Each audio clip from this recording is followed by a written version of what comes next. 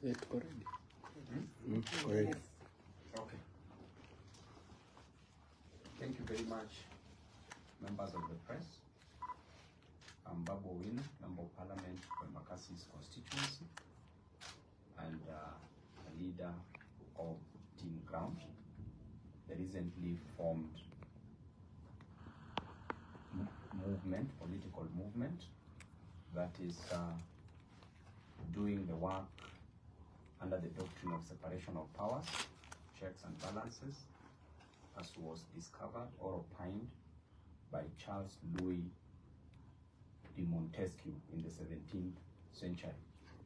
So in this century, we are proceeding with this work to keep checks and balances on both the county governments and also the national government. Today, I want to issue the current sorry state of the Nairobi County government. Yesterday, the governor of Nairobi, Johnson Sakaja, did issue the state of the county, but to our surprise and the surprise of many Nairobians and Kenyans, there are so many flaws that has been committed in Nairobi County.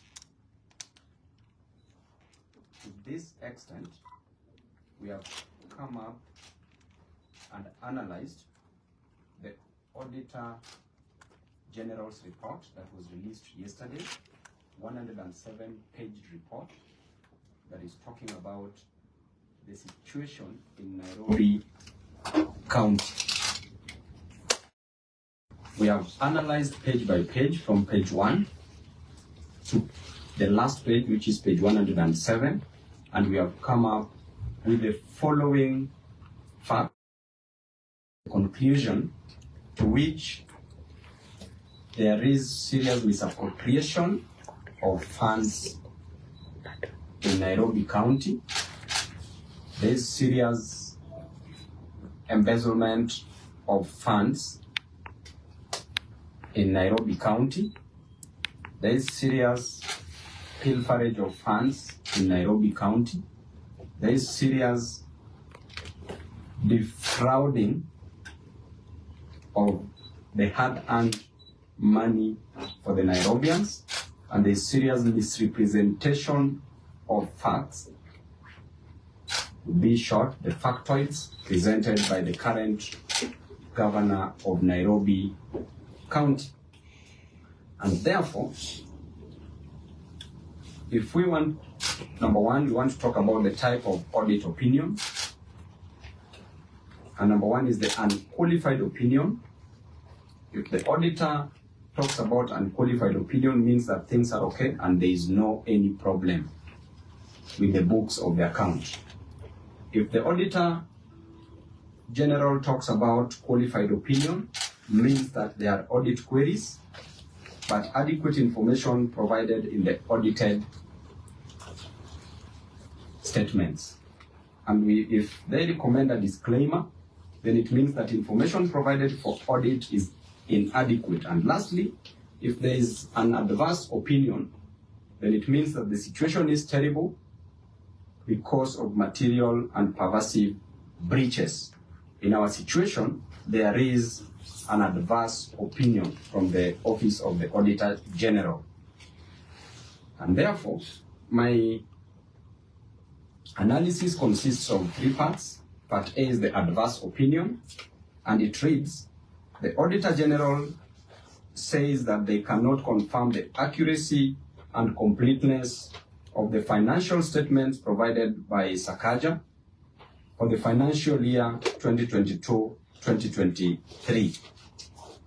The difference in payment reported by the financial statements and the ledger, which ordinarily should be the same, is 5 billion Kenya shillings, which is lost, and that is found on page 2 of the Auditor General's report. Explain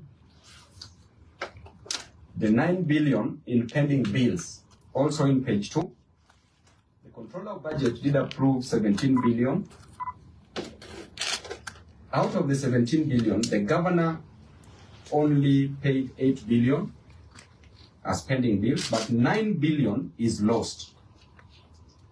In addition to that, the pending bills balance as indicated is 98 billion, which the Auditor General says that could be hot air. Assets acquired by the county government are overstated by 320 million Kenya shillings, which is lost as per page 3 of the Auditor General's report. Next is the bank balances show that KRB, the RMLF indicates that 818 million Kenya shillings, that is what it indicates, while it should be 965 million Kenya shillings, which means that 147 million Kenya shillings is lost. Lost by lost means stolen or defrauded. Next is the recurrent account reports nil. The current account reports nil balance while it should have 365 million Kenya shillings, which means that 365 million shillings is also lost. Next is the revenue account shows closing balance at nil, while it should have been 1.9 billion Kenya shillings. Its opening balance also shows nil, while it was 1.3 billion Kenya shillings. Therefore, the total amount of money lost there is 3.2 billion Kenya shillings. That is found on page 3 of the Auditor General report. Part D of it says that balances of 561 million in 43 bank accounts not supported at all. Auditors cannot confirm the accuracy of cash balances of 1.44 billion Kenya shillings. Number 7, for assets acquired through NMS amounting to 620 million Kenya shillings, which is unsupported, payments were made of 3.5 billion shillings and a further 3.7 billion Kenya shillings found on page 4. Air was paid. By air it can mean oxygen, carbon dioxide, or any other air. Air was paid, or hot air was paid for at 60.8 million Kenya shillings, apparently for floodlights, but no supply was done and no entry was made for the same, found on page 4 of the report. Sakaja says he paid salaries of 11.2 billion Kenya shillings, but records of banks and IPPD shows only 8.8 billion Kenya shillings. Hence, 2.2 billion Kenya shillings was paid to ghost workers.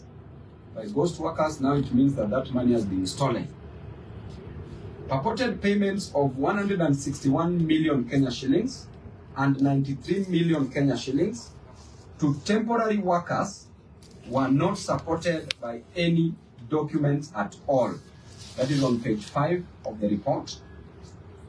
Number 10, 226 million Kenya shillings from the salary account was paid through 46 fictitious transactions, not supported at all and not related to salaries, which means 226 million again stolen.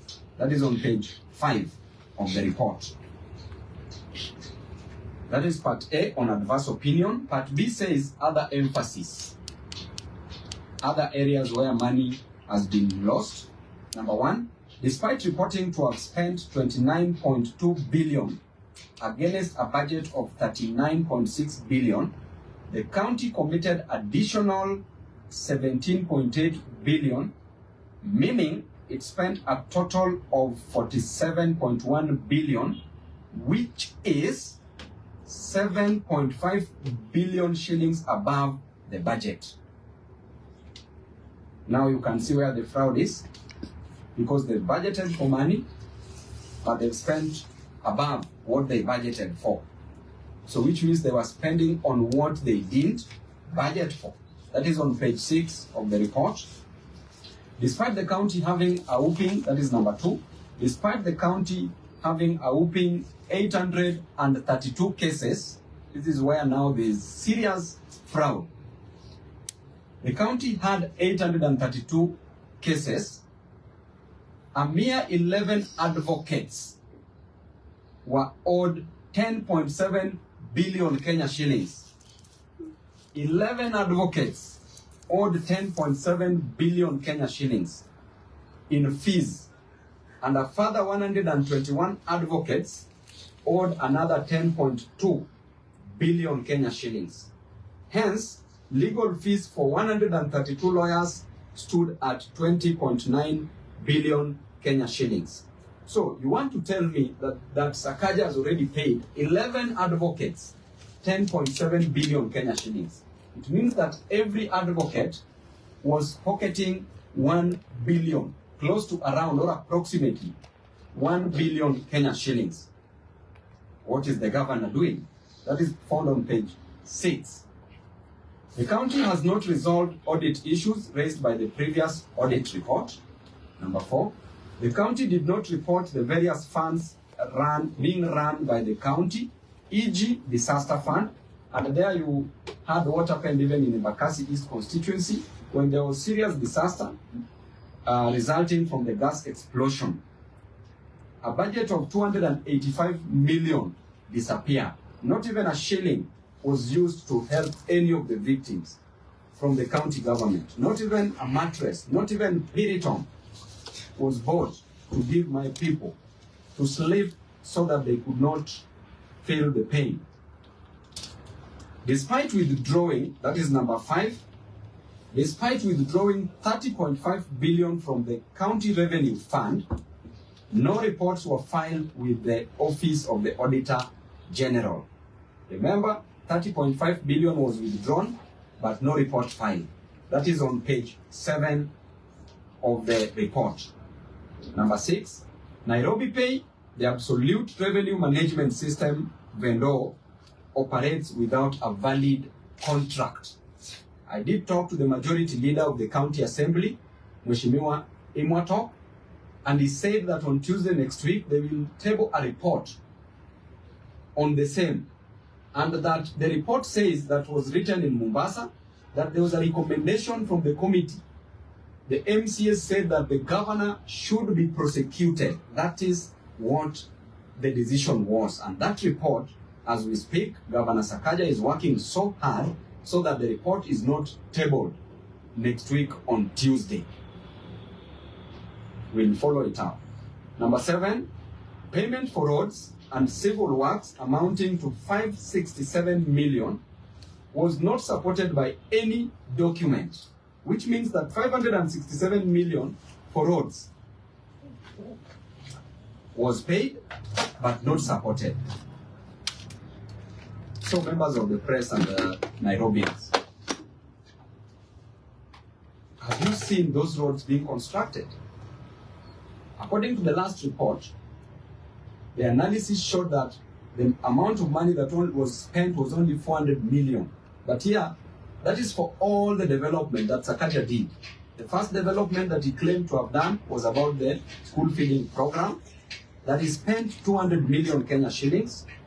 Then the next one was the Dandora Stadium, which was a continuation that he spent around 33 million. Then the rest of the money, which was around 167 million, went to roads. But here we are being told 567 million went to roads. So where is the money for these roads? That's on page 8.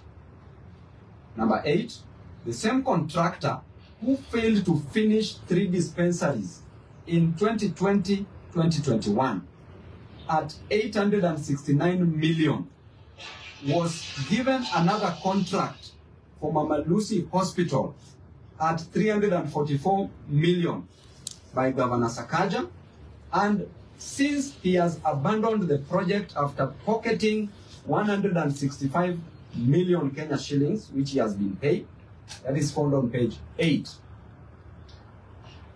Number 9, an amount of 32 million Kenya shillings was given to fictitious 683 beneficiaries. Hiyo ni hewa, 32 million ilienda kwa hewa, stolen, that is on page 11 of the report. Number 10, despite 0.6 million to vehicle vendors, those who are selling vehicles, 671.6 million in excess of the 100 million that was budgeted for. So that money has been stolen. Remember, the vehicles were supposed to be bought at 100 million, but the amount of money that was paid to the person who was selling the vehicles was 771.6. Therefore, 671.6 million has been stolen, found on page 12 of the report. Number 11, despite the law requiring that salaries don't pass 35% of total revenue, the county paid 37% of 30.5 billion, blatantly breaching the law. Number 12, incompetence and deals facilitated double payment of leave allowance of 15.4 million to 178 favored county staffs, found on page 13 of the report. Number 13, despite having their gross pay properly paid, 26 officers were paid additional 17.6 million Kenya shillings without any reasons, which means that those were conduits for removing money from county accounts. That is found on page 14.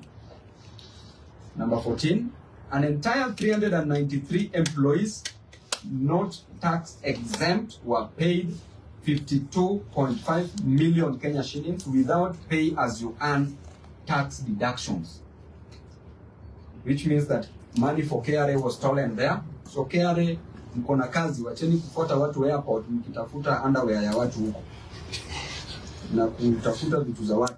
Kazi, pesa iko hapa kwa county. That is on page 14. Number 15, some 395 employees were paid additional salaries of 100 million that cannot be explained. Probable collectors for some big short, found on page 14. Everything that I'm reading are very factual, and these are as per the Auditor General's report. Number 16, out of 13,354 employees of the county, only 167, which is 1.25%, are persons with disabilities against legal requirements of 5%. They should be 5%, not 1.25%. So there is no compliance. So therefore, the governor, you must up your game and employ persons with disabilities. That is found on page 14. Question number 17. Despite deductions, despite deducting pay as you earn, NSSF and NHIF of 1.72 billion, the county government did not remit those statutory deductions, which means that they are deducting, but they are stealing these monies. They are not remitting. Number 18, on the drama of legal fees, 375.9 million paid irregularly as follows. That runs from page 18 to page 24 of the Auditor General's report. Number A part of it, 34 million paid, 34 million Kenya shillings paid were a fee note of 80 million, which was raised in a case which was before the High Court, in a commercial transaction, case number 1581 of 2014, to defend the county on outstanding land rates of 5.4 million. So 34 million was paid. Okay? The advocate raised a legal fee of 80 million. So I want you to note the nature of these cases and why 80 million should be raised for such cases. That was in 2014, but money has been paid now. Okay? So which means that one of the ways by which the governor uses to steal money from the county is through these legal fees. Using these lawyers, they have very exorbitant, expensive, high fee notes. Then that is where the government takes 50% of what he pays. And that is an agreement that he makes before. And that is what he dangles to some of the MCAs, that if you don't fight me, bring one lawyer, I pay your legal fees. So that is what is happening at the county. Part B of it, 47 million were paid where a fee note of 78 million was raised to represent the county in a matter which was the Environment and Land Court, case number 248 of 2021, where a small plot was double allocated by the county in Kayole. Part C, on the 17th, mwezi wa saba, 17 mwezi wa saba 2023, 57.8 million Kenya shillings was paid to a law firm for defending. Now, I want you to hear this is very serious. 57.8 million paid to a law firm for defending the county in a matter which was in the court, in the Environment and Land Court, case number 18 of 2022, against Ndakaini Dam land compensation of 1989, where a fee note of 77.9 million Kenya shillings was raised. So we paid 57.8. Mwezi wa saba 2023, 67 million was paid to an advocate for defending the county in Environment and Land Court, case number 176 of 2021, where a fee note of 100 million was raised against an individual who sued the county for not shortlisting him as a traffic marshal. Unasikia hii drama kweli, hii ni comedy. This is comedy. Imagine 67 million Kenya shillings was paid to an advocate just for defending the county for not shortlisting a person as a traffic marshal who is going to earn 18,000 to 20,000 Kenya shillings per month. Why did the governor pay 67 million Kenya shillings? Why couldn't he use this money to employ more traffic marshals? And the fee note that was raised was 100 million to represent that one person whose name did not appear in the shortlisting. He was not shortlisted. You pay 67 million. Madness. On 17th the same month, mwezi wa saba, a further 50 million was paid to an advocate for defending the county in a matter where a fee note of 129 million was raised for a unknown reason. Imagine the case has not been stated. Hiyo ni kesi hewa ama air. But he paid 50 million to the advocate. In the Environment and Land Court, case number 379 of 2018. Unknown. But they decided to fix a case number. But there is no case in such a situation. F. On 8th of May 2023, 70 million was paid to an advocate for defending the county in a matter where a fee note of 145 million was raised against the Kenya County, the county government's workers union. That is 2023. A further 70 million paid just to represent county government's workers' union. While the county, remember, has a legal department where there are advocates who can do these works. Right? G, on 17 mwezi wa saba 2023, 30 million was paid to an advocate for defending the county in a matter where a fee note of 116 million was based on alleged threats on county workers' pension fund. Just threats.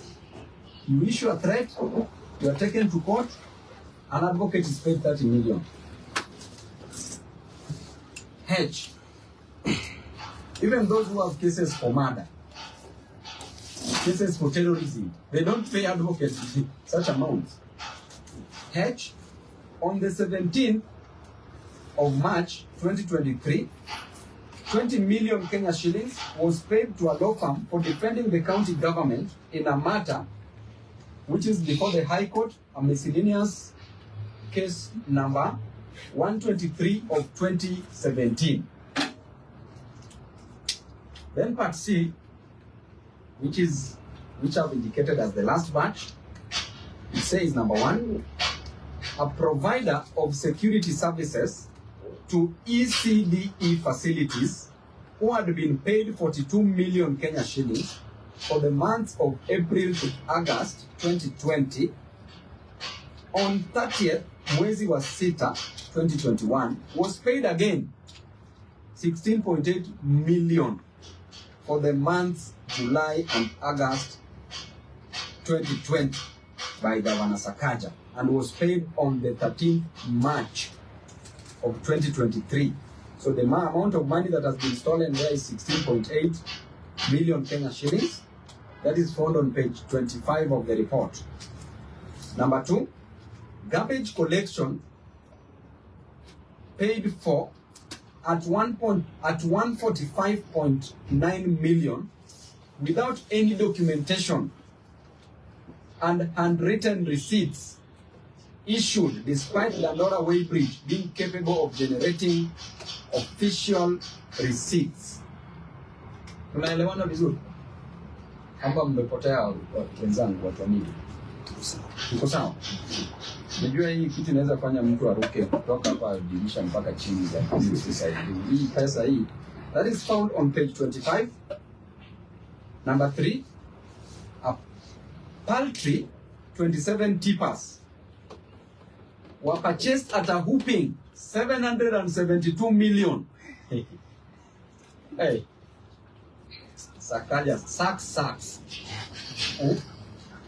Hey, hii ni dishi na county kweli. A paltry 27 tippers, hizi lori za kubeba takataka, were purchased, zilinunuliwa at 772 million. Which means that lori moja, mtu anipigie hesabu hapo haraka, 772 divided by 27, upate bei ya lori moja hapo haraka sana, is approximately 30 what million? 28 million. So lori moja ya tipa ilinunuliwa at 28 million. Hey, that is on page 26. Other notables: Governor Sakaja has refused to appoint critical staff. This is also in the report. Number 1, as critical as a county secretary who serves as a secretary to the cabinet and head of county public service is county public service has not been appointed a substantive office holder for 19 months. Someone is still acting with restricted powers. Number 2, on the 35 accounting officers, only 29 have been appointed 19 months down the line. The question is, aren't there enough qualified people in Nairobi to do the jobs? Why haven't we appointed the 16 remaining?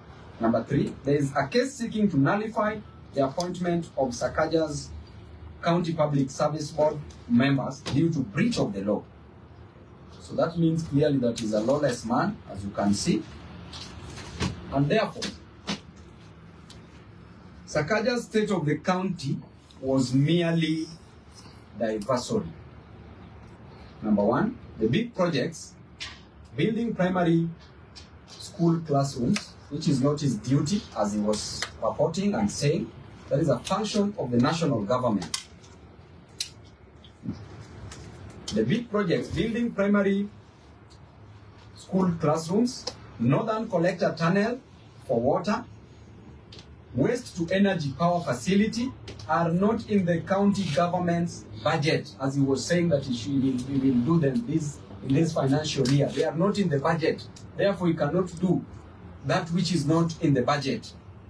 Number two, the county was running a budget of 42 billion with a development portion of 12 billion Kenya shillings. So the question is, where does this money go to? Because this financial year, clearly, Sakaja has only spent 400 million Kenya shillings. So where is the rest of the 12 billion? We are finishing our financial year in June.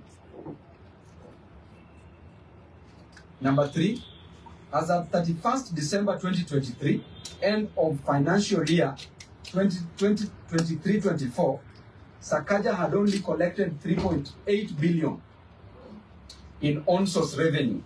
How can he lie that he collects the budgeted 19 billion on the on-source revenue?